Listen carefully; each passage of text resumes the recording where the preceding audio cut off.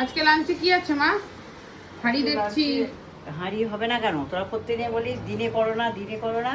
তাই আজকে দেখ লাঞ্চে কি করেছি।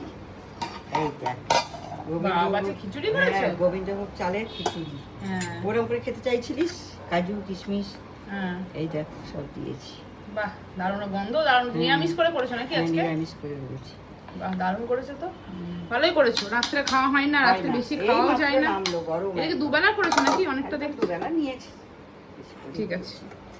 এটা হচ্ছে আলুর দম করেছি, ভাজা করতে বারণ করছিস তাই। বাহ, ভালো করেছো। আলুর দম মাখা মাখা করে আলুর দম। আর নাতি খিচুড়ির সঙ্গে একটু আলু ভাজা নাহলে হয় না, বলে আলু ভাজা করো, আলু ভাজা করো। হ্যাঁ, আলু ভাজা দিয়ে খিচুড়ি খেতে ভালোবাসে। আর কি আছে? আর আছে এই যে ডাঁটাবিহীন লাবড়া।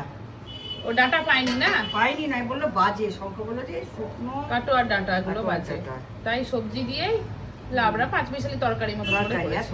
পুঁই শাকও দিই, পুঁইটাও দিল না, বললো যে বাজে, সব ভালো নয়।